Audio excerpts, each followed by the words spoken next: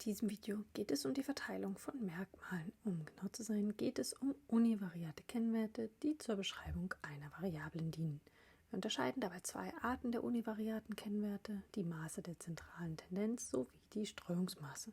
Die Maße der zentralen Tendenz, das sind das arithmetische Mittel, auch Mittelwert oder Durchschnitt genannt, der Median sowie der Modus. Zu den Streuungsmaßen gehören die Spannweite, auch Range genannt, die Standardabweichung sowie zum Beispiel die Varianz. Ich nutze im Folgenden wieder die Kurzversion des European Social Survey. Hier gibt es die Variable NewsPoll, News about Politics and Current Affairs, Watching, Reading or Listening in Minutes. Wichtig hier dieser letzte Teil, in Minutes. Die Angabe ist also in Minuten. Die Befragten hatten keine Antwortvorgaben, sondern konnten frei antworten und in Minuten angeben, wie viel politische Nachrichten sie am Tag wahrnehmen.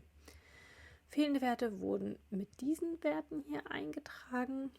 Ich habe sie für das Beispiel bereits entfernt.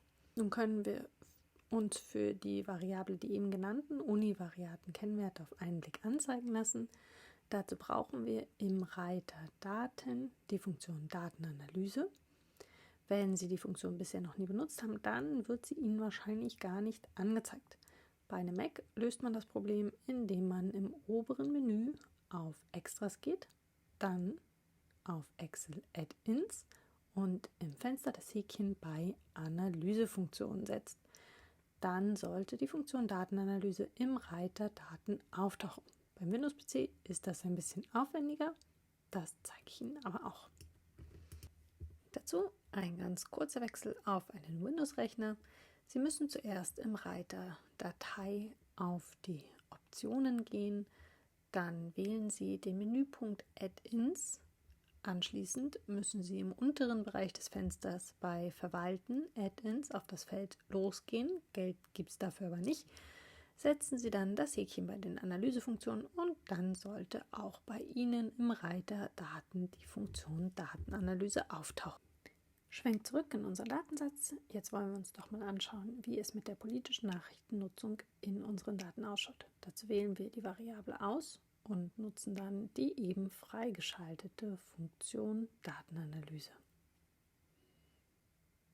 Bei mir sind die Begriffe im Fenster dann Englisch, warum auch immer. Ich will in der Liste dann die Descriptive Statistics. Wenn die Begriffe bei Ihnen auf Deutsch sind, wählen Sie Populationskenngrößen. Im nächsten Fenster kontrollieren Sie dann nochmal, ob die richtige Spalte ausgewählt ist. Bei mir die Spalte B ist richtig. Setzen Sie dann das Häkchen bei der Option Labels in the First Row. Schließlich ist in unserer ersten Zeile die Variablenbezeichnung zu finden. Bei den Output-Optionen ist das Häkchen bei New Worksheet, neues Tabellenblatt in Ordnung. Wichtig ist aber, dass Sie dann auch noch das Häkchen bei Summary Statistics setzen.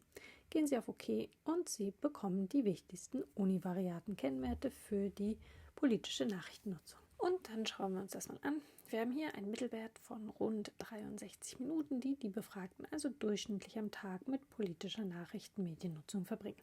Der Standardfehler oder auch Stichprobenfehler ist eine Schätzung, wie sehr der Wert unserer Teststatistik wahrscheinlich von Stichprobe zu Stichprobe variieren würde.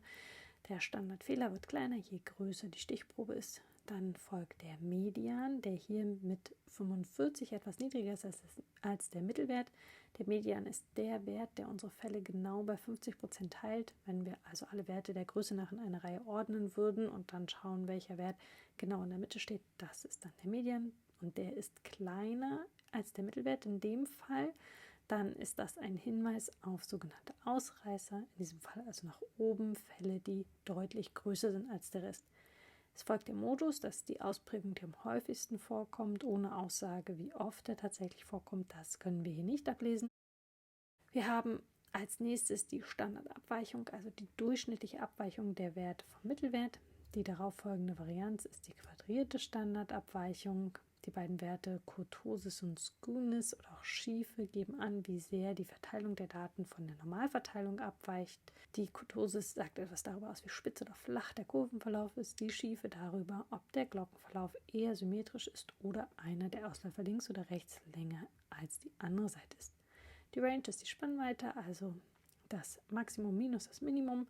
Maximum sehen wir hier, dass es mindestens eine Person gibt, die als Antwort angegeben hat, täglich 1200 Minuten politische Nachrichten zu konsumieren. Da das 20 Stunden entsprechen würde, darf dieser Wert getrost angezweifelt werden. Im Zuge der Datenbereinigung würde man einen solchen Fall wahrscheinlich ausschließen. Außerdem haben wir hier noch die Summe, also wie viele Minuten politische Nachrichten konsumieren alle Befragten hier zusammen, und zu guter Letzt die Größe der Stichprobe bzw. eher die Anzahl der in die Berechnung eingehenden gültigen Fälle. In einem der folgenden Videos schauen wir uns dann noch an, wie man sich auch mit Hilfe von Visualisierung einen Eindruck über die Verteilung der Daten verschaffen kann.